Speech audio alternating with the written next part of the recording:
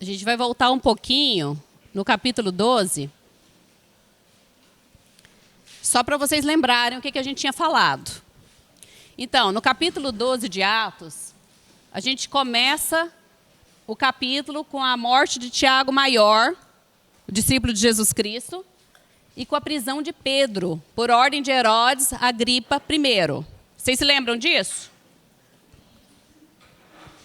A prisão de Pedro foi durante a Páscoa, então eles não podiam matar ninguém durante a Páscoa, ficaram aguardando o final da Páscoa. Nesse ínterim, na noite anterior, o que aconteceu? O Senhor mandou um anjo. O anjo chegou lá na cela, de madrugada, estava cheio de policial dos lados, acorrentado, cheio de gente tomando conta, sentinelas tomando conta na porta da cadeia. O anjo chegou lá, iluminou o ambiente, pelo jeito, essa luz, os soldados não viram, senão eles seriam acordados.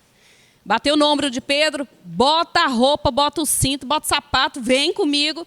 Pedro estava dormindo ainda, porque ele não sabia se era um sonho, se era uma visão, não estava entendendo o que estava acontecendo, mas seguiu. E aí, o que eu falei? Que o Pedro tinha um controle? Pedro não, o anjo, tinha um controle remoto, ele saía abrindo os portões, né? Todas as portas da cadeia. Aí chegou no portão principal da cidade, abriu o portão principal, e aí que Pedro entendeu o que estava acontecendo, e o anjo sumiu. Não foi? Acho que ninguém está lembrando disso, não. E o anjo sumiu. E aí que ele acordou, ele falou, opa, não foi visão, isso é real, eu estou na rua mesmo. E aí ele foi para a casa de Maria e bateu na porta, quem atendeu? Rod. E aí a Rod achou que era era uma ideia da época, que a pessoa tinha um anjo que parecia com ela. Então ela olhou assim e falou, não, é o anjo do Pedro. Nem acreditava, sendo que o povo estava dentro da casa orando pela libertação de Pedro. Só que mesmo assim ela achou que era o anjo de Pedro que estava ali fora. Saiu correndo, ficou tão animada que até esqueceu de botar o homem para dentro. Imagina, o homem estava fugindo da cadeia e ela esqueceu ele para o lado de fora. Aí ele entra e conta tudo que Deus fez, as maravilhas que Deus fez. Então, resumidamente, começa o capítulo com a morte de Tiago Maior e a prisão de Pedro, só que no final, acontece o contrário. Quem tinha mandado matar Pedro, o que aconteceu com ele? Foi morto. Naquele episódio do pessoal de Tiro e Sidom, que aclamaram Herodes Agripa, tem voz de Deus e não de homem. E ele não deu glória a Deus e foi morto e comido por verme, etc. e tal. E aí, vamos passar para frente, que a gente tem muita coisa para falar. Afinal de contas, o nosso áudio aqui é 1.25. Vamos lá. Ela é um vídeo que eu não passei porque não deu tempo. Então, a gente agora vai falar das 3 viagens missionárias de Paulo. Se der tempo, a gente vai assistir o vídeo no final. Tá. A gente falou que Barnabé foi buscar Saulo, que ainda é Saulo, lá na terra do Saulo. Qual era a terra dele? Tarso. Tarso ficava onde? Cilícia. E onde ficava Cilícia? Gente, teólogo tem que saber detalhes. Detalhe, a pequena diferença entre o ordinário e o extraordinário. Porque a gente lê e não tem nem ideia do que está lendo, né? Muitas vezes. Cilícia ficava aqui, ó. Turquia, ficava mais ou menos nessa região aqui, ó. Então, Barnabé saiu daqui da Antioquia da Síria, foi buscar o Saulo aqui e retornou para a Antioquia da Síria. Por quê? Já tinha 14 anos que Paulo estava em Tarso, meio que de molho. Já estava na hora dele começar o ministério dele, estava mais do que preparado. Eles passam, no capítulo 13, eles passam por Chipre, e no 14 também, por Chipre, por Antioquia da Pisídia, por Icônio, Listra e Derbe, e volta para Antioquia da Síria. Vocês vão decorar esse mapa, porque esse mapa vai passar 1 milhão de vezes para vocês, tá? A primeira viagem missionária de Paulo. A primeira viagem missionária deles, eles saíram lá da onde estava a igreja de Antioquia da Síria, onde primeiramente os cristãos foram chamados de cristãos, pequenos cristos. E fizeram esse trajeto de Chipre, a gente vai esmiuçar isso mais, é só para vocês decorarem o mapa. Chipre. Olha lá. Subiram para o continente, na cidade de Perge, Antioquia, Icônio, Listra, Derbe, e depois retornaram tudo e voltaram para Antioquia. Como eu disse, em Antioquia da Síria, onde eles começaram a primeira viagem missionária, os discípulos são chamados pela primeira vez de cristãos. Por que Antioquia da Síria foi a cidade que mandou os missionários? Por que não foi de Jerusalém?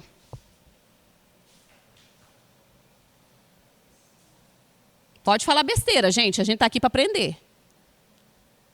Antioquia ficou responsável. Se vocês lembram que teve uma fome em Jerusalém, o pessoal ficou sem recursos. Teve a perseguição com a morte de Estevão, vocês lembram? O povo vazou. Então o evangelho ficou difícil lá em Jerusalém. E teve mais um fator ainda. Além de tudo isso, os cristãos, logo no início, venderam seus bens, lembram? E dividiram entre os irmãos para suprir as necessidades. Então a igreja acabou empobrecendo. Eles fizeram assim, era muito amor com pouca capacidade administrativa. Vocês estão entendendo? Nossa, eu amo tanto que eu vou vender o que eu tenho e vou distribuir. É assim que a gente deve fazer? Não. A gente tem que produzir. E da produção a gente abençoa. Eu não vou abrir mão da minha empresa. Eu vou fazer minha empresa ter lucro para eu bancar a obra. Vocês estão entendendo? Onde foi o erro aí da igreja de Jerusalém? Era amor demais. Amor em excesso, a ponto que eles abriram mão de tudo e acabaram com tudo. Aí quando veio a fome, cadê o recurso? E para fazer missão, tem jeito de fazer esse recurso? Não tem jeito. A igreja agora é universal, não é mais uma igreja apenas de judeus, ela está se esparramando entre os gentios agora. Na igreja de Antioquia, a gente vai voltar para a igreja sede. Tinha uma diversidade étnica. O Barnabé era um judeu que era da ilha de Chipre. A ilha de Chipre fica aqui. Vocês lembram do mapinha que eu mostrei? A ilha de Chipre. Eu acho que o Barnabé era chinês. A Bíblia não fala isso. Mas por que eu acho que o Barnabé era chinês?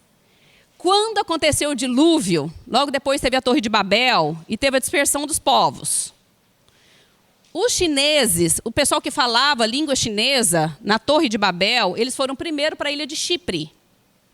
E ficaram muitos séculos na ilha de Chipre para depois ir para onde é a terra atual deles. E nunca mais eles se mudaram de lá, da atual China. Então, como isso aí faz 2000 anos, é bem provável que o Barnabé tinha um olhinho puxado. Isso aí, gente, não está escrito em lugar nenhum. Isso aí é eu que estou falando. O Simeão Níger era africano, provavelmente quem levou a cruz de Cristo. Níger é o mesmo que negro. O Lúcio era de Cirene, que também é no norte da África. Então existe a possibilidade de talvez ser negro. Era uma igreja com bastante diversidade, bem diversificada. O Manaém tinha conexão com a corte. Ele era irmão de leite de Herodes Antipas. Herodes Antipas era o quê do Herodes Magno? Filho ou neto? Filho.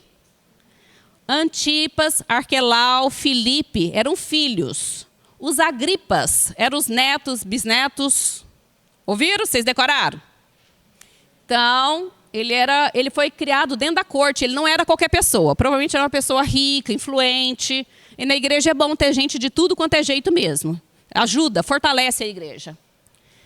E o Saulo, que era judeu também, mas era de Tarso da Cilícia e era cidadão romano. Ele era judeu, ele era cidadão romano e era cristão. Olha, ele era tudo. Paulo era tudo. E servindo eles ao Senhor, jejuando, disse o Espírito Santo: apartai-me a Barnabé e a Saulo para a obra que os tenho chamado. Quem escolheu Barnabé e Saulo? Vamos fazer a interpretação de texto. Aqui ainda é a aula da Fabiana. Espírito Santo que escolheu. E o que a igreja teve a obrigação de fazer? Qual é a função da igreja? Orar e jejuar para ser direcionado para enviar as pessoas certas. E trazer a coisa certa, né? Então, tinha 1, 2, 3, 4, 5. Tinha 5 pessoas ali importantes, influentes, dentro da liderança da igreja de Antioquia, e cada uma era de um lugar diferente, de uma raça diferente. Então, início da primeira viagem missionária. No começo da viagem missionária, o Barnabé é citado antes de Paulo. Por quê? Porque ele era o irmão mais experiente, mais velho. E foi ele que foi chamar Paulo lá em Tarso. Ele é o personagem principal no início da viagem, e eles saíram de Antioquia da Síria junto com João Marcos. João Marcos era um primo do Barnabé. Como o Barnabé era o líder aí da expedição, ele chamou o João Marcos, o sobrinho dele.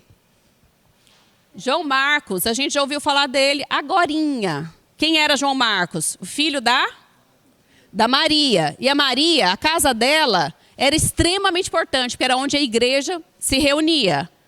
Na casa dela que tinha o cenáculo. E o que aconteceu no cenáculo? A gente vai de vez em quando voltar lá atrás. Teve a descida do Espírito Santo e teve mais uma coisa muito importante. A última ceia. Olha aí.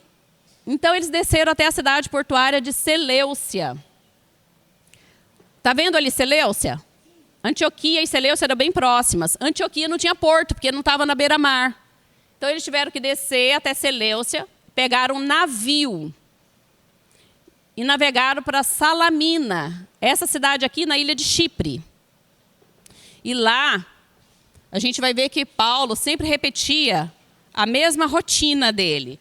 Primeiro, ele ia numa sinagoga. Por que ele ia numa sinagoga?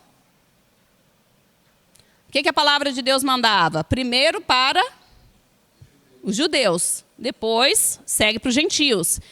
E tem uma coisa interessante em Paulo. Paulo era rabino. Vocês concordam que ele era rabino?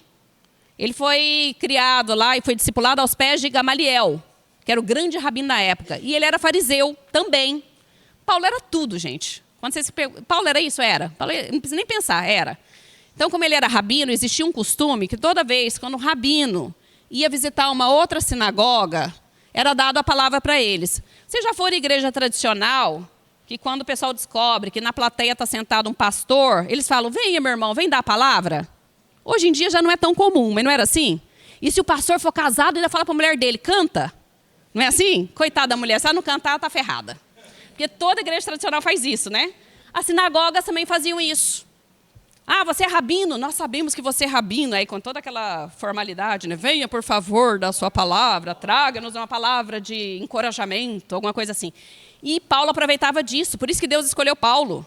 Porque ele tinha essa facilidade de falar nas sinagogas. Ele chegava, o povo de cara já chamava ele. O rabino principal lá, o chefão, não sabia quem. Que na verdade ele era um cristão, a partir do princípio que ele era judeu. Vem falar com a gente.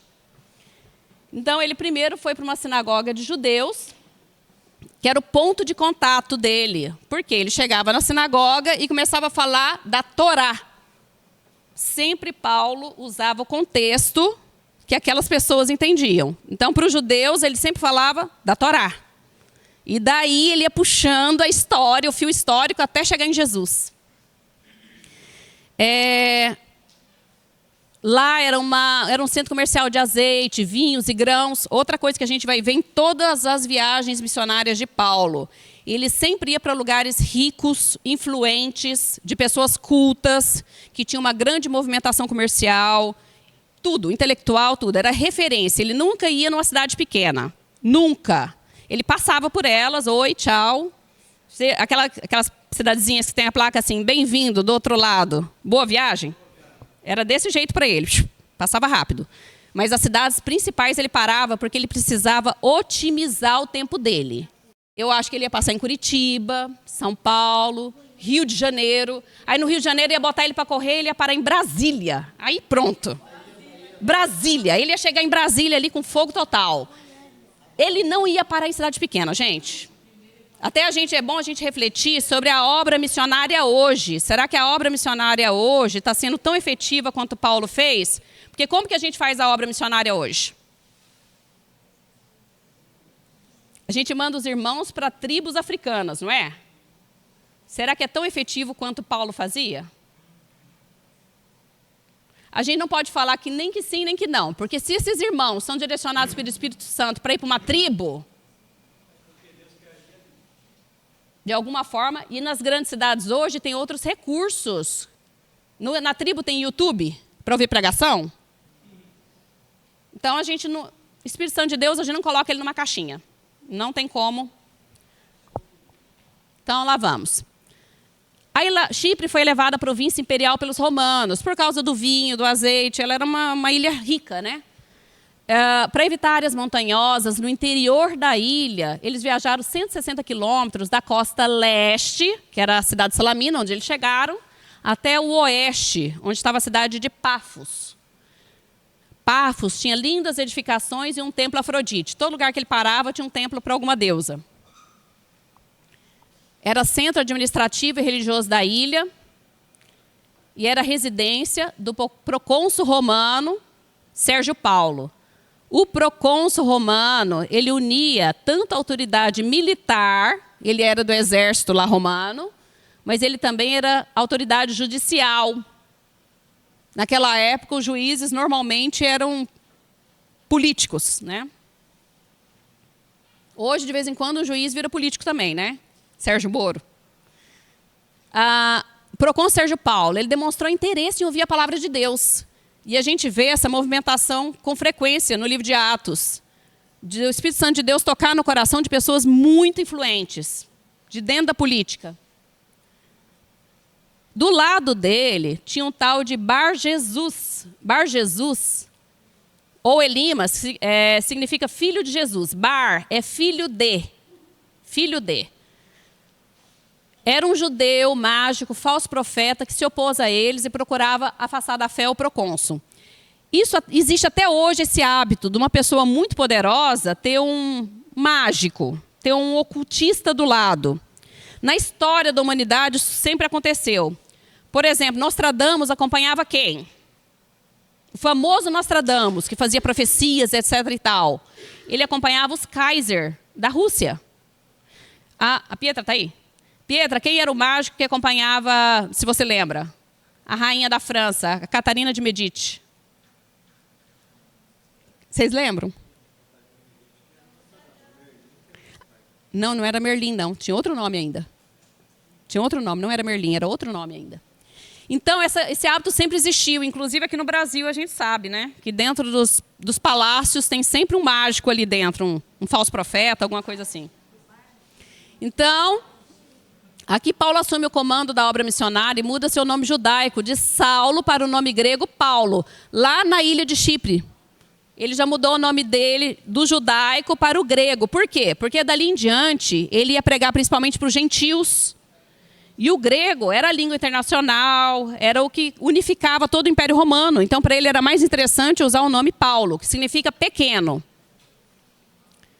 Paulo repreende com autoridade esse mágico que queria afastar o procônsul da fé. E o interessante é o que ele fala. Bar Jesus significa filho de Jesus. E ele fala, ó filho do diabo, cheio de todo engano e toda malícia, inimigo de toda justiça, e ficará cego, não vendo o sol por algum tempo. E o cara ficou cego.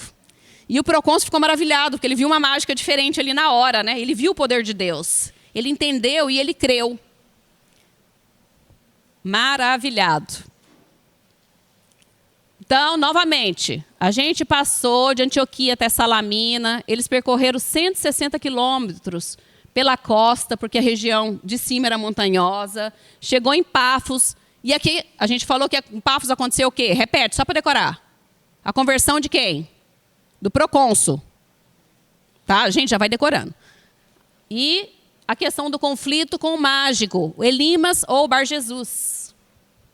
E agora, a gente vai ver o trecho de Pafos até Perge, na Panfilha. Panfilha é uma região que hoje é a Turquia.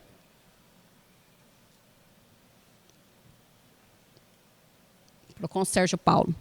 Então, de Pafos para Perge da Panfilha. O João Marcos, o sobrinho do Barnabé, vazou nesse trecho. E na Bíblia não se fala por que exatamente ele vazou. Mas existem 3 prováveis motivos. Primeiro, ele era primo de Barnabé, que deixou de ser o líder da viagem. Então, ele deve ter se sentido um pouco incomodado. Ele foi chamado pelo Barnabé, que era líder, e nesse momento, Paulo assume a liderança da viagem. Naturalmente, ele assumiu a liderança, porque ele é um homem de muito conhecimento, muita unção. E Barnabé percebeu e, humildemente, continuou acompanhando ele agora não como líder, mas como um grande acompanhante. A viagem tomou rumo para regiões continentais montanhosas, onde havia maiores riscos, em vez de ficar nas cidades costeiras. Essa é outra possibilidade. João Marcos ficou com medo, porque agora ia entrar numa região montanhosa que tinha muito assalto. tem muita doença, muito problema, e aí talvez era muito jovem, não estava preparado para isso. Outra possibilidade, ele era judeu. Quando percebeu a inclinação do trabalho para os gentios, deve ter se sentido incomodado, porque os judeus, até esse ponto aí, não aceitavam o evangelho para os gentios de jeito nenhum. Lá, em Perge da Panfilha, João Marcos voltou para Jerusalém, e aí eles seguiram para Antioquia da Pisídia. É uma outra região mais acima, na atual Turquia. Paulo pregou na sinagoga para variar, lá na Antioquia da Pisídia. Em Atos 13:46 a gente vê isso. Ele pregou na sinagoga seu primeiro sermão do Novo Testamento. Os gentios se alegraram e os judeus, com inveja, o lançaram fora da cidade. Logo de cara, no primeiro lugar que ele para na Turquia, aconteceu o de sempre.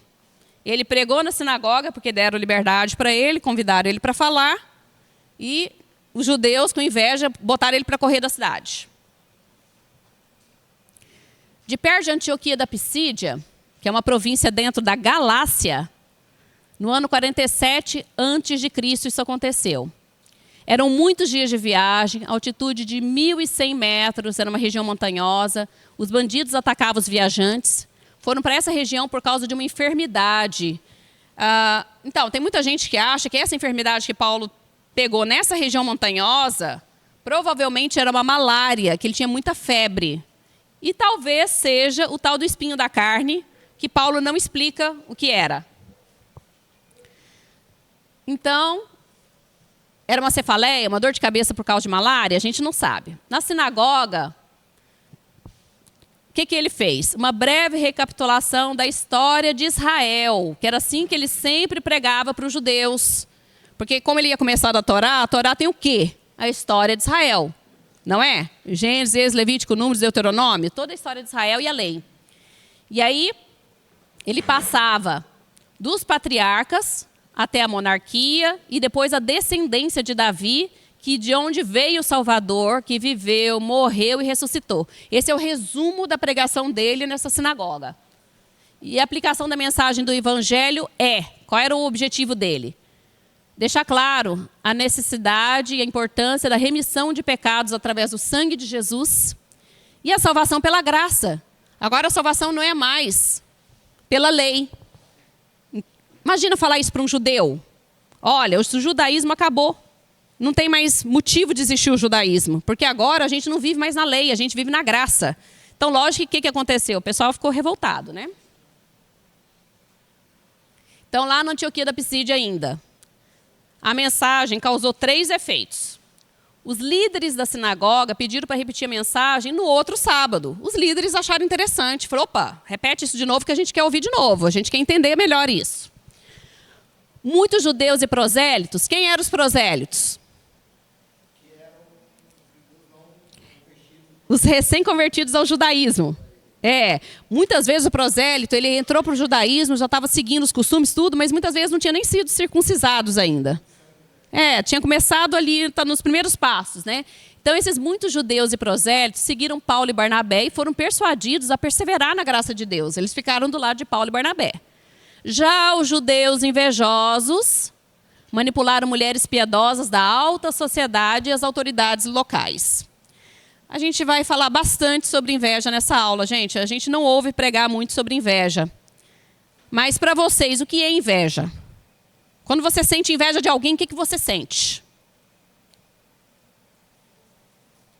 Agora diz que o sentimento mais comum no mundo é inveja. Só que a gente fala assim, alguém aqui sente inveja? Ninguém levanta a mão, vocês já perceberam?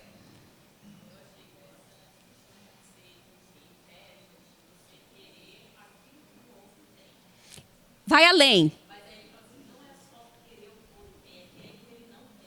Não, e querer que ele suma, que ele morra, que ele desapareça.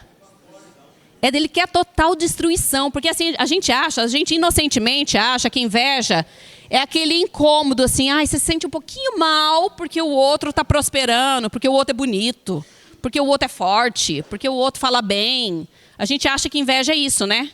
Inveja é um negócio tão maldito, tão maligno. E como a gente não ouve pregar muito sobre esse assunto, a gente às vezes fica cru e apanha bastante desse assunto, nesse quesito.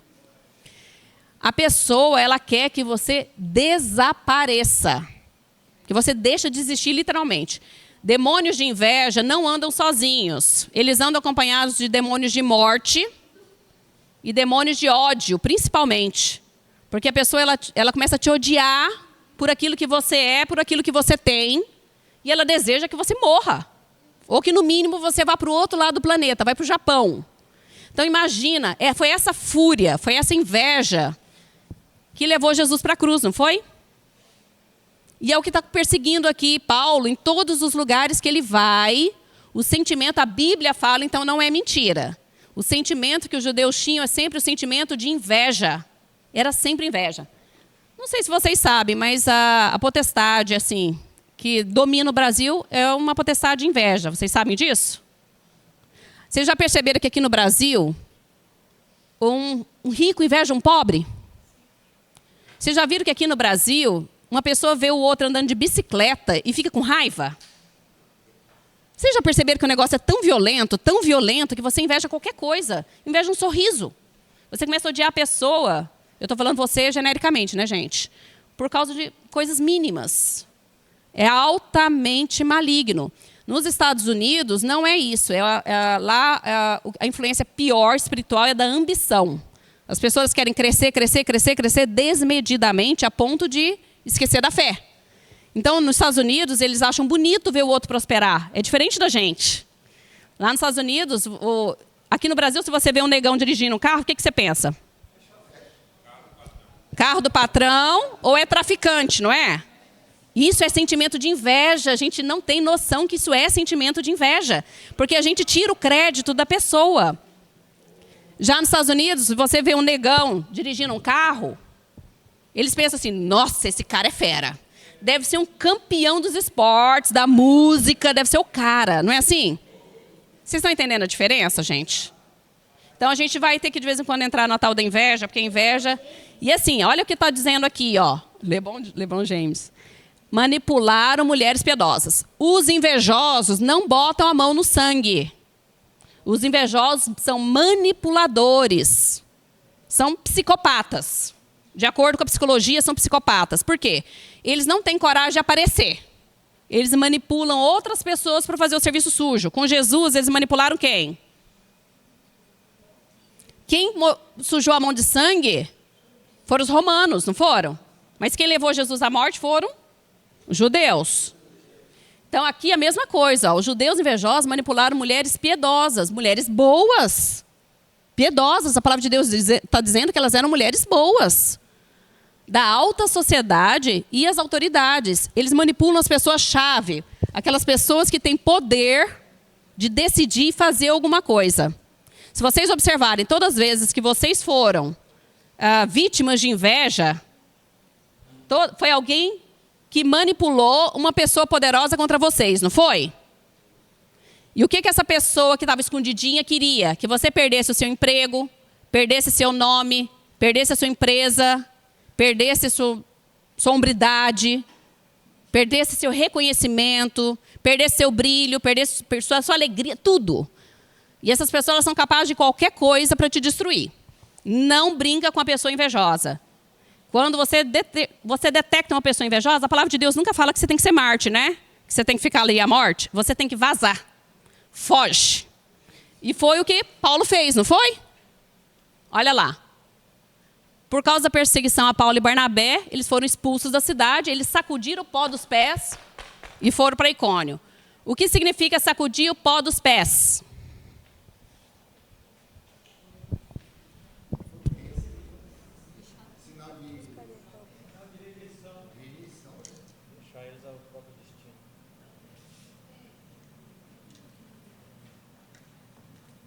Meu marido está fazendo cola, gente. Tô brincando. Quando você sacode o pó dos pés, significa, eu fiz a minha missão, eu apresentei o que tinha que ser apresentado, eles não quiseram, eles recusaram. Agora o problema é deles. Tchau, obrigado. A gente pode jogar pérola a porcos? Ele deveria ficar ali mais um ano insistindo com esse pessoal? Não quer, não quer. Vamos embora. Então, aí seguiu para Icônio, que também é na Galácia.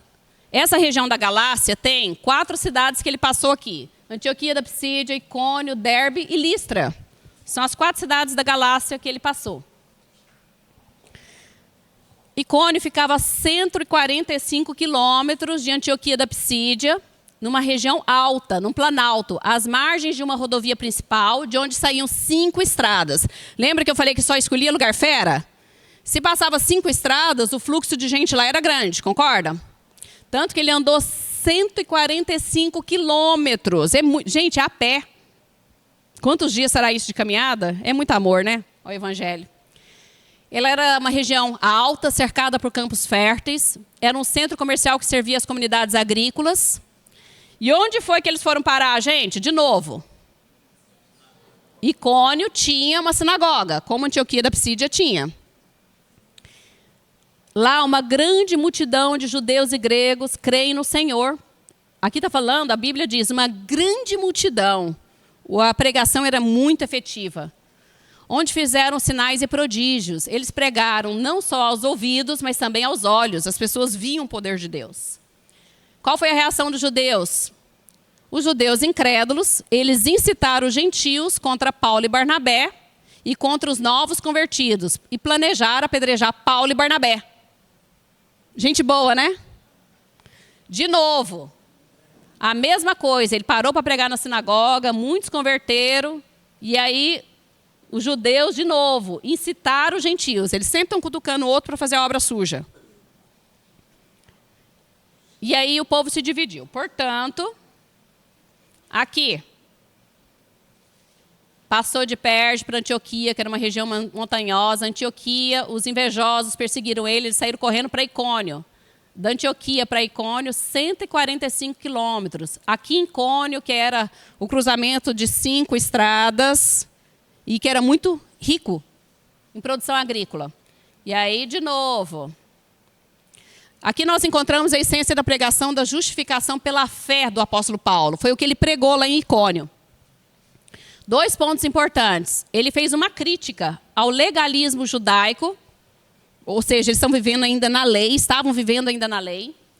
O esforço deles de alcançar o favor de Deus por meio da lei de Moisés. Se eu seguir a lei ipsilitri, o que é impossível, concordam? Sei lá quantos 1000 mandamentos tem ali. Não é só os 10, não. Os 10 é um resumo. Ali tem 613. Fora o que era hábito, que não estava na lei. Que eles eram por tradição oral. Então, passava de 1000.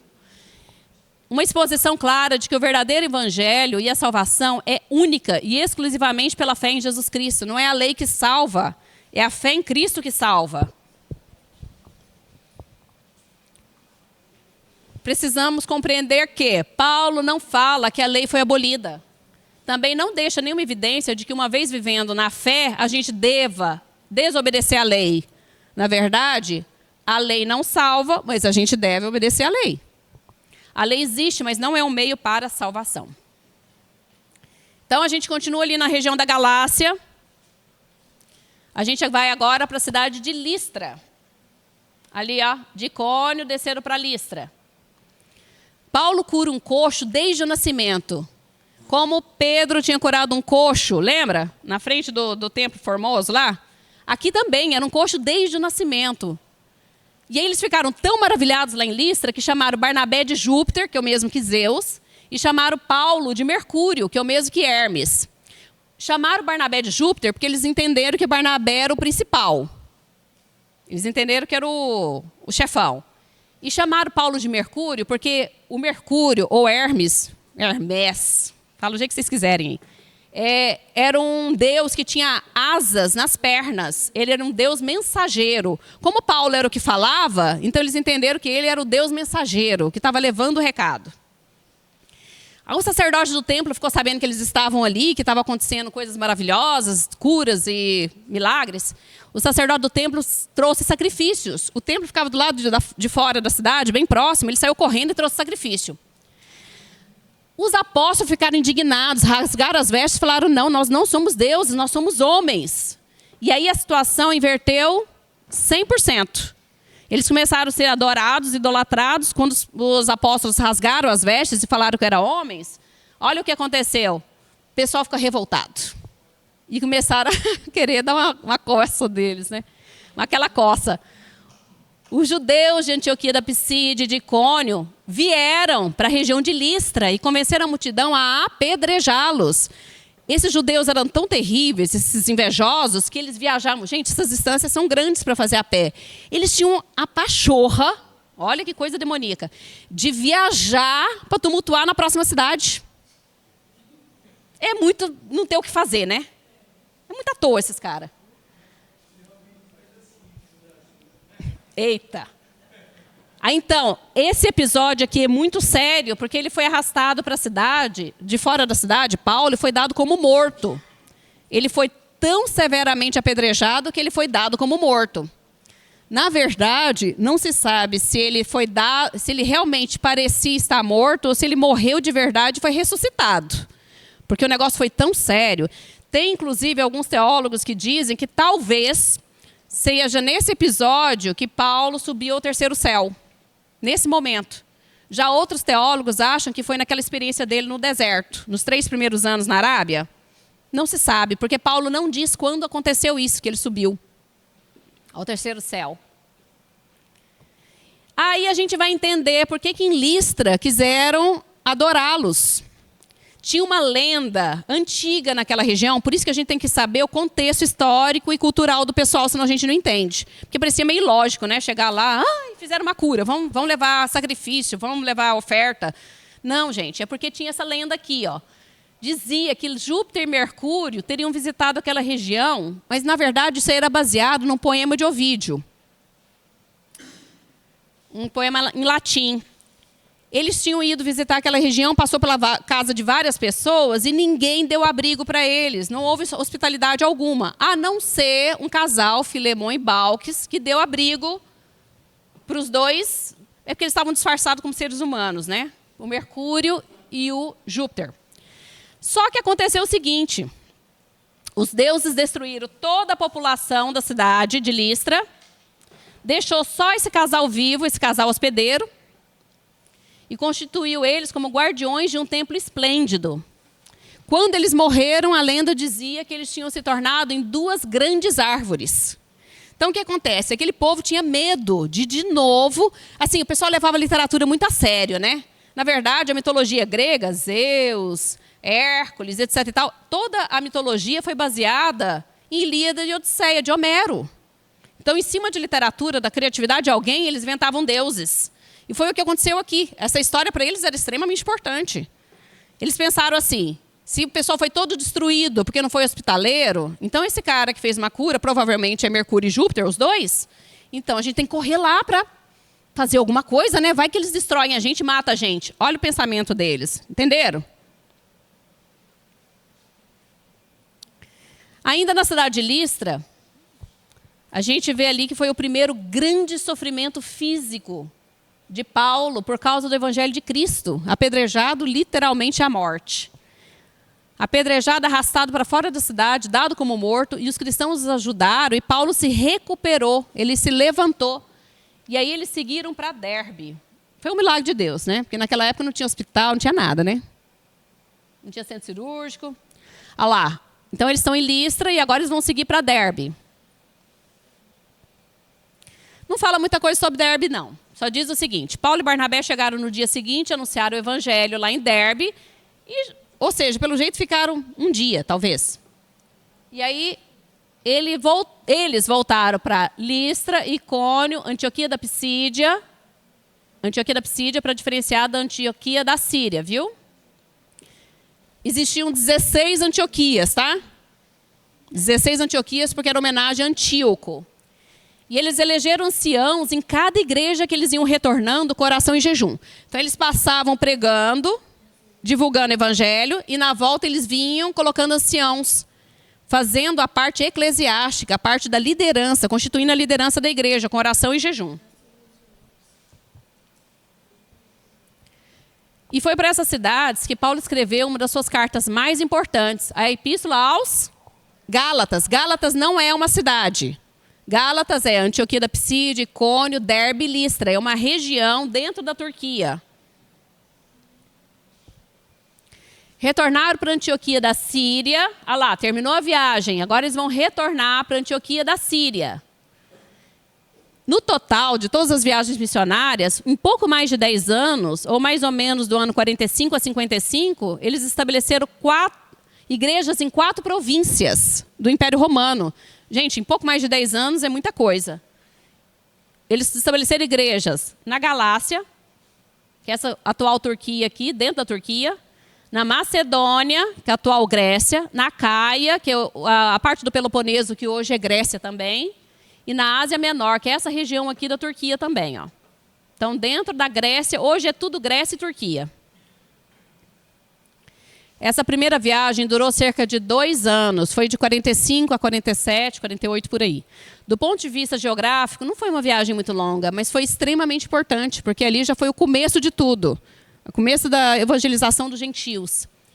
No meio da viagem diante, a partir de Pafos, lá aquela cidade que eu disse em Chipre, a gente vê Paulo sendo citado antes de Barnabé, porque ele assumiu a liderança.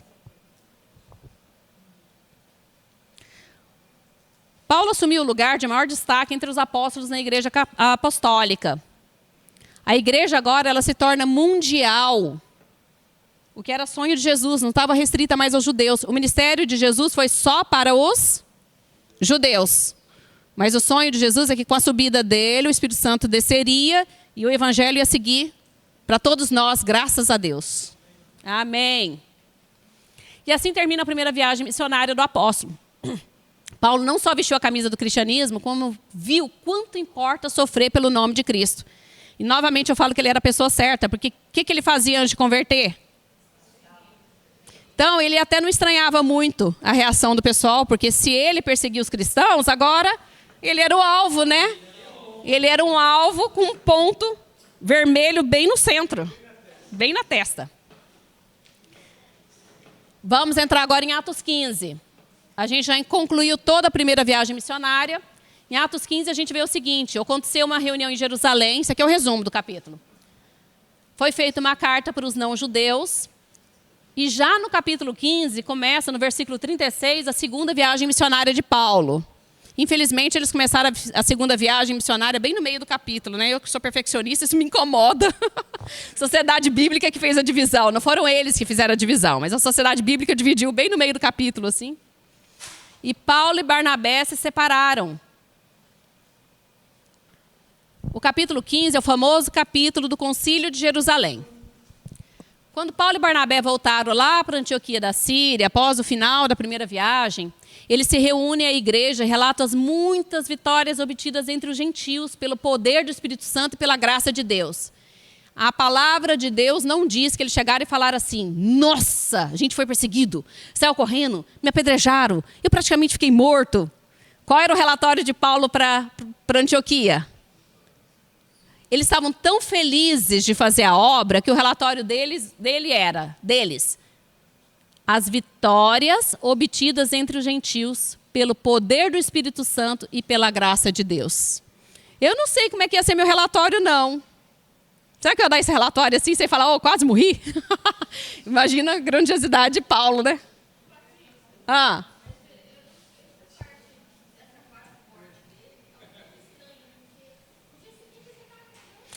Foi um milagre. Ele também foi curado. Você acha que Deus não tem poder disso?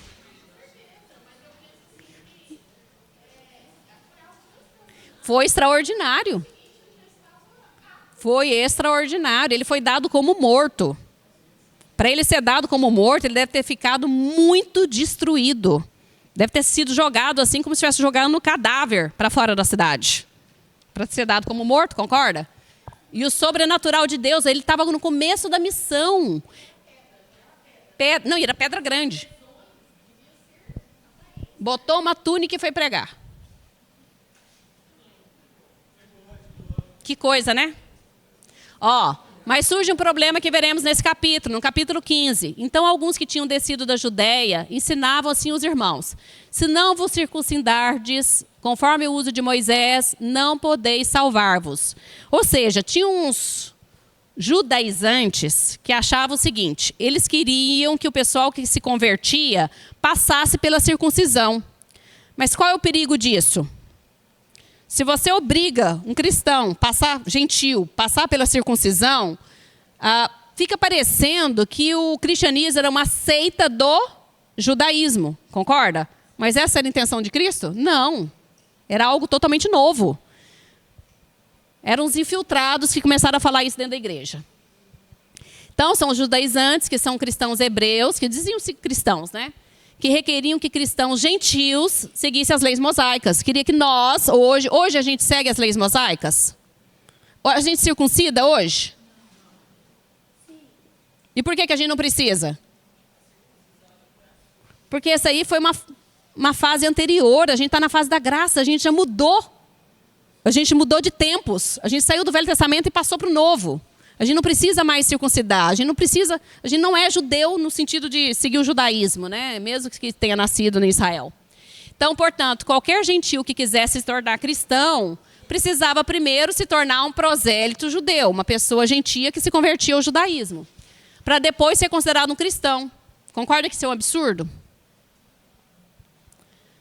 No versículo 5 de Atos 15 diz que os judaizantes eram da seita dos fariseus. Esse pessoal muito ligado na lei é sempre fariseu, né?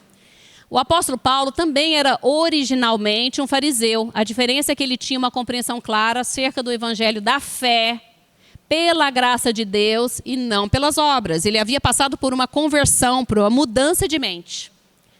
Em Gálatas 2, Paulo chama esse grupo de pessoas de falsos irmãos. E eu concordo com ele. O fato é que existe um problema sério e a igreja está dividida. Paulo e Barnabé se opõem a esse grupo de pessoas. A igreja da Antioquia da Síria precisa tomar uma decisão. O que eles fazem? Aí está ensinando de novo como deve ser a estrutura e o funcionamento da igreja, a ordem eclesiástica, né? Eles fazem uma delegação, uma comissão, envia para Jerusalém para discutir o assunto com os apóstolos e com a liderança da igreja. Eles não tomaram a decisão sozinhos. Isso é um exemplo para a gente. Na igreja, as decisões têm que ser tomadas em conjunto com oração e jejum. A gente vê sempre isso. Sempre oração, jejum e tomadas as decisões em conjunto. Então, eles mandaram essa delegação lá para Jerusalém, que era a igreja mãe deles, né? Lá no capítulo 10, a gente estudou a vida de Cornélio. E o que aconteceu com Cornélio, lembra? Que era um militar romano, que era temente a Deus, e que Deus levou a conhecer Pedro. Pedro teve aquela visão do lençol, vocês lembram? Dos animais imundos. E Pedro até fez uma insanidade ali, né? Deus falou, mata e come. Aí o que Pedro falou? De jeito nenhum. Mas calma aí. Não é Deus que está mandando? Não vou comer porque... eu não vou comer porque Deus mandou não comer. Não parece insensato? Gente, o judaísmo era tão forte para esse pessoal, era tão forte, que ele foi capaz de falar para Deus que ele não ia comer porque Deus proibiu. Olha que loucura. Então, mas nem tudo estava resolvido. Existia ali um grupo de judeus muito zelosos da lei, meio fariseu, que exigiam a circuncisão dos gentios convertidos. Se hoje em dia fosse obrigado a circuncidar, eu acho que muita gente não convertia, né? Imagina. Pedro se manifesta e relata como Deus o revelara acerca dos gentios no episódio de Cornélio. Mas cremos que seremos salvos pela graça do Senhor Jesus Cristo também como eles. Ou seja, o que Pedro está dizendo aqui? Todos somos salvos pela graça do Senhor Jesus.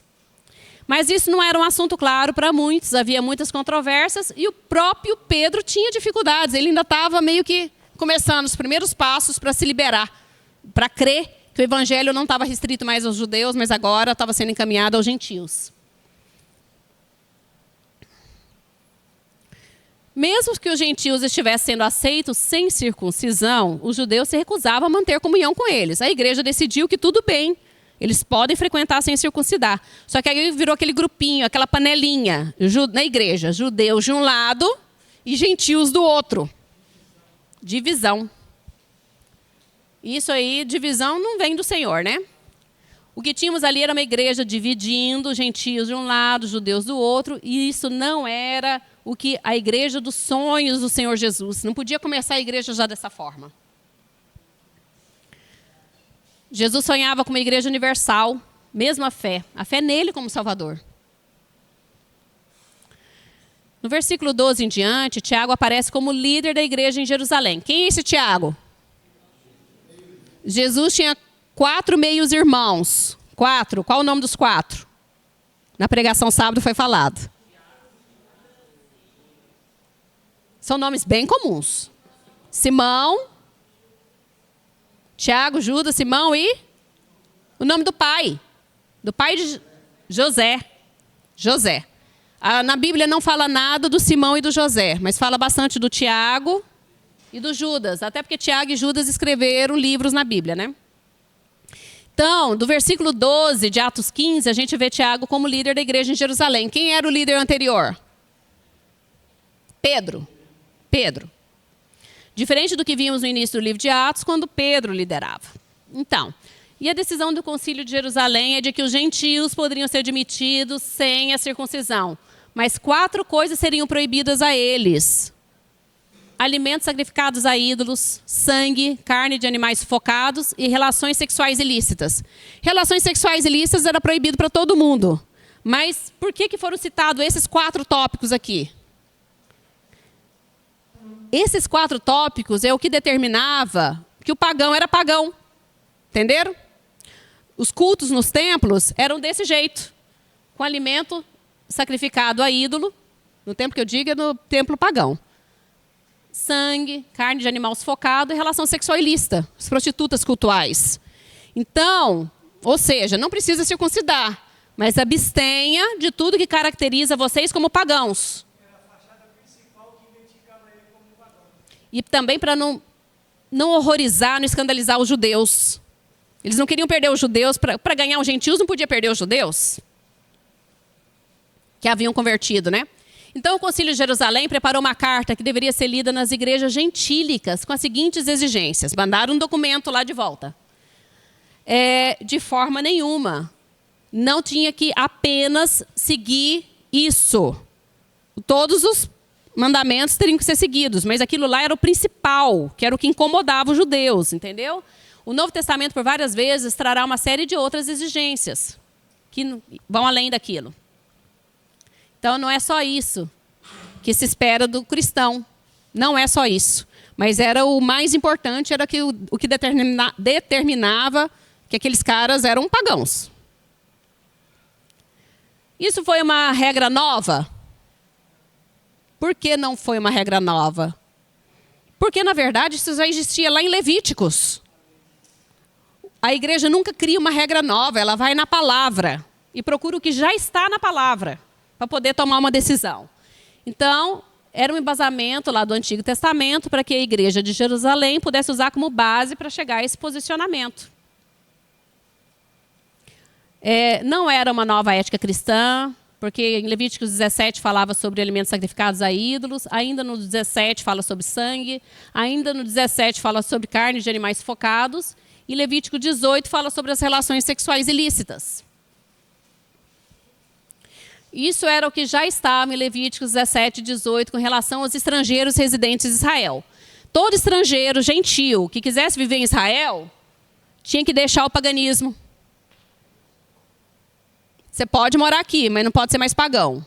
Imagina se a gente falasse isso aqui no Brasil. Você pode morar no Brasil, mas não pode ser macumbeiro, do candomblé, do espiritismo. Eles eram ousados, né? Eram renúncias exigidas às práticas culturais que caracterizavam o paganismo na antiguidade. O que Moisés quer dizer de deixar bem claro? Qualquer pagão poderá viver e desfrutar dos benefícios, das bênçãos de Israel, desde que renuncie ao paganismo. A decisão foi tomada, então, pelos apóstolos, lá em Jerusalém, junto com os presbíteros e toda a igreja. Então, foi uma decisão que não ficou só restrita à liderança, a igreja toda participou dessa decisão.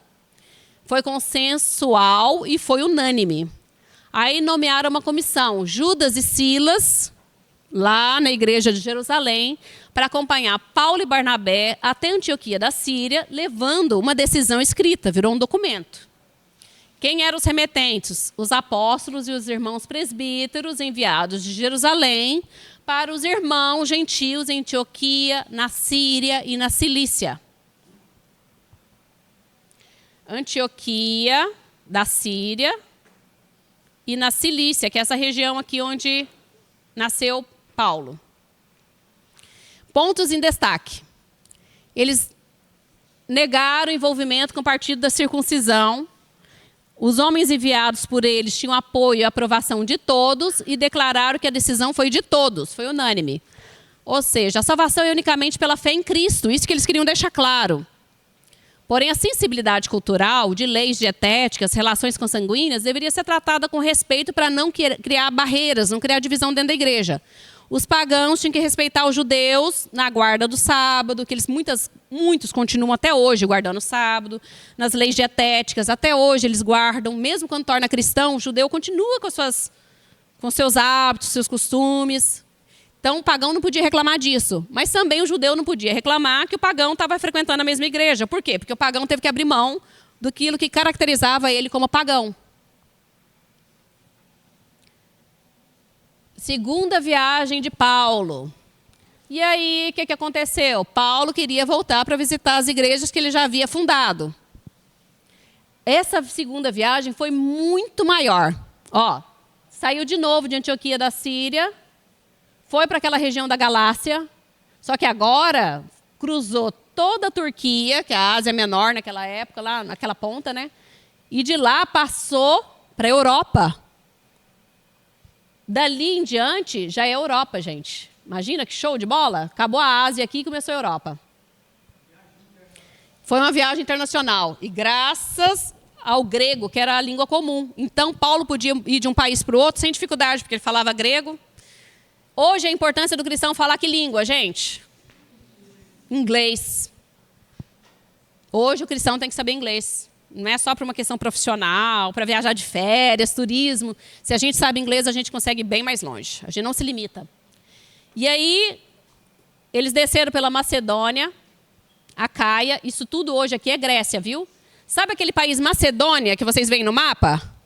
É essa Macedônia aqui? Aqui para cima tem um país chamado Macedônia, que é de origem eslava. O atual Macedônia é outro país. A Macedônia dessa época, essa província romana chamada Macedônia, hoje é a Grécia. Da mesma forma que a Acaia, hoje também é a Grécia. Ok? Vão decorando, porque quando a gente vai lendo o livro de Atos, a gente foi para a Acaia, foi para a Macedônia, foi para a Grécia, foi para não sei o quê, e a gente fica perdidinho, tem que lembrar do mapa. E depois, olha, eles retornaram para Éfeso e depois até Cesareia Marítima, e dali para Jerusalém, e depois retornaram para Antioquia. Mas agora a gente vai destrinchar isso aqui. Essa viagem, a segunda viagem, foi mais ou menos de 50 a 54 depois de Cristo. E alguns dias depois, disse Paulo a Barnabé: tornemos a visitar nossos irmãos por todas as cidades em que já anunciamos a palavra do Senhor para ver como estão. Paulo era muito cuidadoso, ele não só fundava igrejas, ele tinha preocupação em mantê-las, em ficar em contato, em mandar cartas, em visitá-las, porque senão a obra podia esmorecer. O apóstolo Paulo manifesta a vontade de fazer uma nova viagem, e a ideia inicial era voltar naquelas mesmas cidades que passaram na primeira viagem e ver como eles estavam. Eu acho que de início eles nem pensaram em ir mais longe, pensaram só em passar naquelas mesmas, né? Mas o Senhor foi empurrando eles. Só que surge um problema. O Barnabé quer levar o sobrinho João Marcos, que havia desistido no começo da primeira viagem. E aí, eu falo que a Bíblia não esconde os pega para capar que tem com servos, né? Paulo ficou furioso. O quê? Eu não sei o que ele falou, mas ele deve ter pensado assim: aquele frouxo que deixou a gente no começo da viagem? De jeito nenhum. Aí, sim, Paulo estava correto? Ele deve ter ficado vermelho, furioso, gritado, deve ter perdido a paciência, né? Aquele cara. Não sabemos ao certo o que acontecera na viagem anterior, envolvendo o João Marcos, que os abandonou na Panfilha. É verdade que isso causou uma desavença entre Paulo e Barnabé. A palavra de Deus diz, desavença tal. Então não foi assim, não gostaria que você levasse o João Marcos. Foi um pega para capar, porque senão a Bíblia não usaria essa expressão. Uma desavença tal. Eles decidiram separar a parceria naquele momento. O negócio deve ter sido feio. E Paulo, tendo escolhido a Silas, partiu encomendado pelos irmãos a graça de Deus. Tá bom, você quer ficar com o João Marcos? Fica com o João Marcos. Eu vou pegar outro aqui para mim. Então, Barnabé foi com João Marcos para a ilha de Chipre, que era onde estava a família deles. E Paulo e Silas foi para a província da Síria, Cilícia e Galácia. Qual era a missão? Confirmar as igrejas que eles já tinham colocado nessa região. O diabo dividiu, mas Jesus... Até quando o servo erra, Deus abençoa, né? Porque Deus não limita aos seres humanos. Você pode errar o que for, ele vai chegar no propósito dele.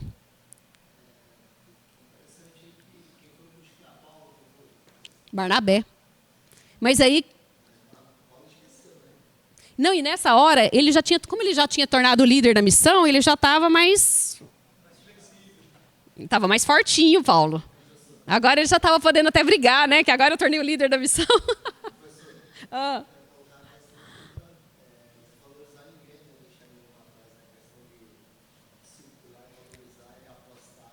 Eu até entendo que o João Marcos pode ter sido uma grande frustração. Mas o certo de Paulo é o seguinte, vamos dar uma chance.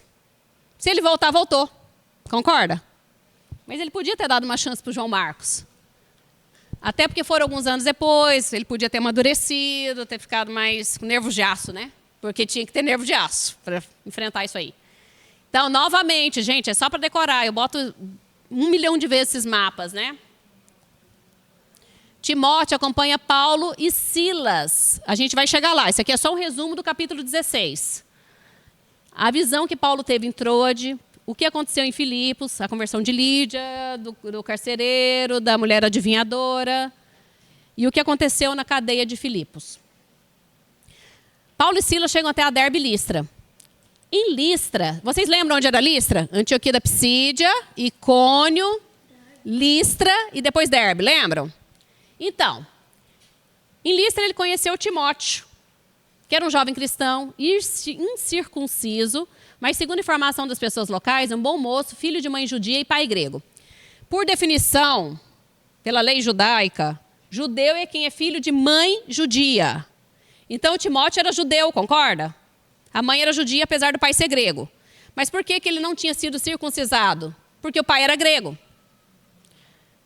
Para a gente decorar de que cidade Timóteo era, se vocês lembram do filme, O Menino do Pijama Listrado. Timóteo é o menino do pijama listrado. Decoraram? Decoraram? O menino do pijama listrado no filme, ele era o quê? De qual povo? Judeu. Então, decora. Timóteo é de Listra, porque ele era o menino do pijama listrado. Então, ele teve boa recomendação acerca de Timóteo. Por isso que Paulo acabou chamando Timóteo para entrar na equipe, porque era um bom moço. A mãe dele era Eunice e a avó era Lloyd. Talvez elas tivessem convertido, a avó era Lloyd, igual a sua. Talvez elas tivessem convertido na primeira viagem missionária, porque quando Paulo passou por lá, pregou para todo mundo, um monte de gente converteu, talvez, foi nesse período, né? Paulo então convida Timóteo para se unir a ele nessa viagem, e ele concorda, e Paulo o circuncida para não criar barreiras culturais com os judeus. A gente acabou de falar que a gente não pode criar barreiras culturais, não foi? Ele precisava ser circuncidado, o Timóteo? Não. Circuncisão leva a fé, a salvação, a qualquer coisa? Não. Já tinha acabado a necessidade disso quando entrou para o Novo Testamento, para a Nova Era. Mas o Paulo não queria problema com quem? Com judeus. Não queria nenhuma barreira com judeus, já basta, né? Sem barreira com eles já tinha problema pra caramba. Então, a circuncisão de Timóteo não teve nenhum fim de salvação. E aí, a gente está em Listra, não foi? Olha aqui, ó. A gente está aí nesse sentido. Antioquia, passou por Tarso, por Derbe. Aqui em Listra pegou Timóteo. Vai seguir para Icônio e depois Antioquia da Psídia. Em Icônio acontece algo curioso e interessante. Eles passaram por Icônio e chegaram lá em Antioquia. Passando pela Frígia e pela província da Galácia, foram impedidos pelo Espírito Santo de anunciar a palavra na Ásia. E a gente fica pensando, a gente tem que levar o evangelho para todo mundo? E por que o Espírito Santo não deixou eles levarem o evangelho para a Ásia?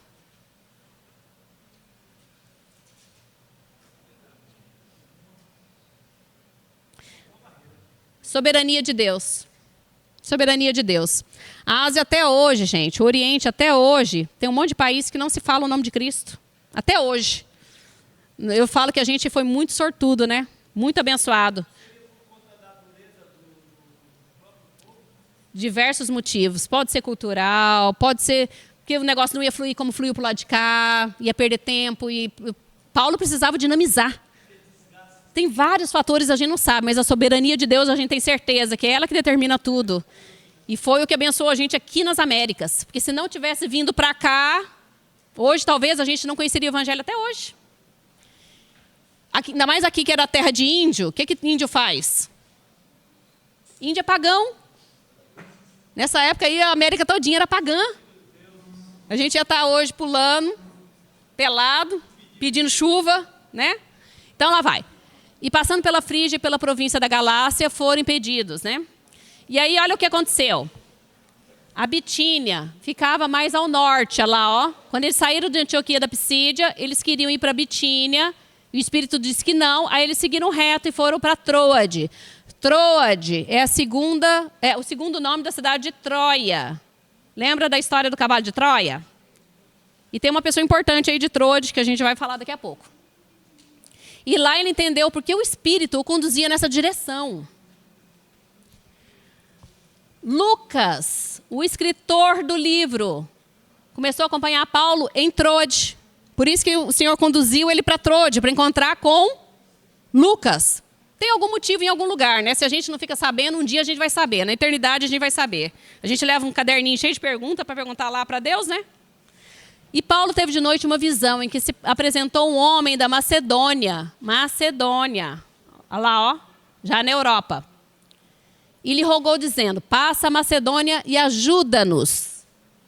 O Espírito dá uma visão para ele, para que ele vá até a Macedônia. E logo depois dessa visão, procuramos partir para a Macedônia, concluindo que o Senhor nos chamava para lhes anunciarmos o Evangelho. Ele entendeu aquela visão, como o Espírito Santo falando. Estão precisando de ajuda, vai para lá.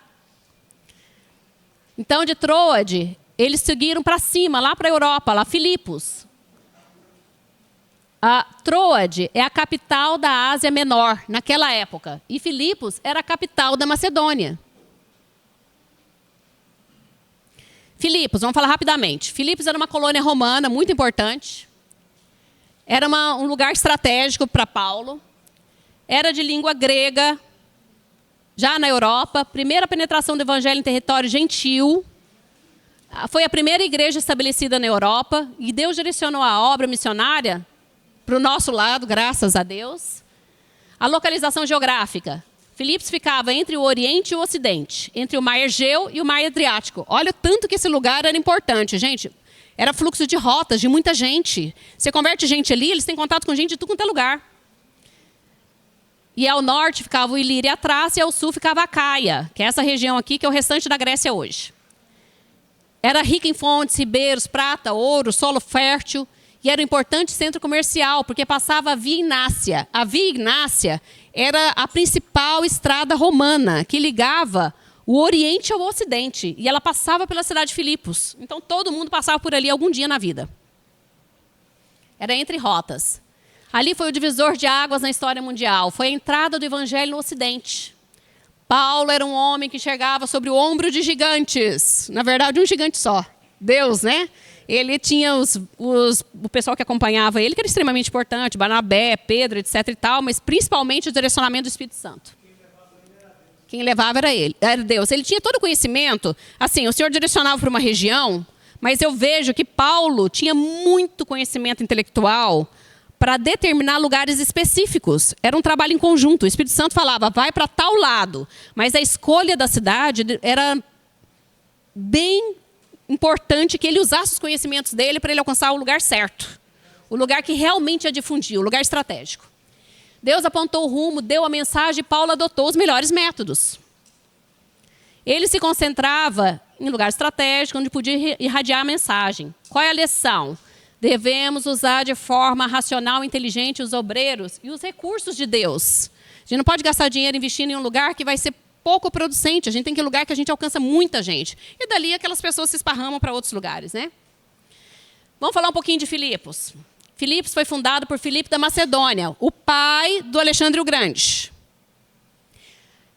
Filipe capturou a cidade dos Tracianos, que era um povo que ficava mais ao norte. A Trácia está dividida entre a Grécia, a Bulgária e a Turquia. Toda essa região aqui era a região da Trácia. Palco de uma das mais importantes batalhas da história do Império Romano, quando o exército lutou com César Augusto e Marco Antônio contra Brutus e Cássius. Então, historicamente, ela também era muito importante. E foi dessa forma que ela tornou uma colônia romana. E as colônias possuem grande importância militar. Seus cidadãos possuíam os mesmos privilégios dos que viviam na Itália, inclusive cidadania romana. E os magistrados tinham isenção fiscal, não pagavam impostos.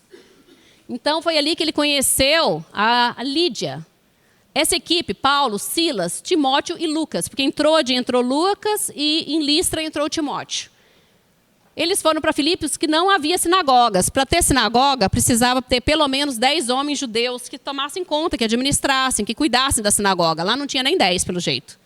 Então, era uma cidade murada. Como não havia sinagoga, tinha um local de oração próximo ao rio Gangites. A cidade era murada do lado de fora, tinha esse lugar de oração que era próximo ao rio. E as mulheres gentias, só mulheres pelo jeito, e tementes se reuniam ali para poder orar. E o que aconteceu? Paulo soube desse lugar, foi lá e começou a pregar para essas mulheres. E foi dessa forma que o Espírito Santo de Deus abriu o coração de Lídia para o Evangelho. Nascimento da igreja. Foi na casa da Lídia. A Lídia ofereceu a casa dela para eles se hospedarem e também para fazer as reuniões. Foi a sede da primeira igreja da Europa, Casa da Lídia, em Filipos. Nasceu a partir de oração, pregação, compromisso com a palavra, sacrificial com a obra de Deus. Era uma igreja multicultural, multirracial. Foi um divisor de águas na história mundial e mostra a direção de Deus à obra missionária para o Ocidente. E aí Lucas ficou em Filipos para ajudar essa igreja que estava nova. Ele saiu em Troades, na primeira cidade, ele já parou em Filipos. Porque a partir do Atos 17:1, ele fala, eles. Gente, está acabando. Vamos falar rapidamente sobre Lídia. Lídia era de Tiatira, ela residia em Filipos, era proprietária de uma casa espaçosa, bem-sucedida, comerciante de púrpura. Pelo jeito, era uma mulher muito rica. Púrpura é uma das mercadorias mais caras do mundo antigo. Era uma tintura escarlate e violeta aplicada a tecido fino, obtida da secreção de um molusco que habita a parte leste do mar Mediterrâneo. Essa região aqui, ó, que tinha esses moluscos. 8.000 moluscos para produzir uma grama só dessa púrpura. Imagina o tanto que isso era caro. Na verdade, quem usava era gente muito rica, usava esses tecidos de púrpura. É o roxo, é uma cor roxa. E os imperadores, vocês lembram quando mostra o imperador, mostra um vermelho muito escuro, um vinho ou senão um roxo, né? Tecido usado por imperadores e cidadãos comuns como símbolos de status. E aí a gente vai continuar na próxima aula falando sobre a escrava adivinhadora, que também foi uma mulher alcançada pelo Espírito Santo de Deus no mesmo local, e depois o carcereiro de Filipe. Gente, venham preparados que a gente vai correr muito na próxima aula. Tá? Porque ainda tem a metade da segunda viagem missionária, a terceira e o resto. Deus vos abençoe, vocês estão dispensados.